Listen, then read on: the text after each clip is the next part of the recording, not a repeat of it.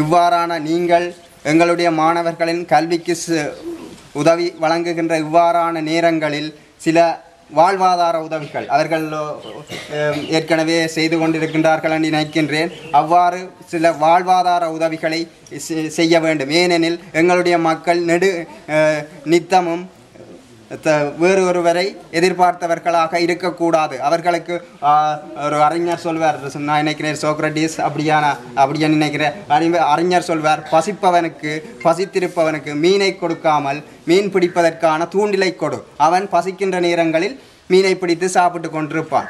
ஆகவே இவர்கள் அவ்வாறான வாழ்வாதார உதவிகளை இனிவருங்காலங்களில் மேற்கொள்ள வேண்டும். அதற்கு நாங்கள் தமிழ் தேசிய கூட்டமைப்பின் கிளிநொச்சி மாவட்ட யாழ் தேர்தல் மாவட்ட பாராளுமன்ற உறுப்பினரும் அவரோடு இணைந்த நாங்களும் என்றென்றும் அவர்களுக்கு உதவி செய்வோம்.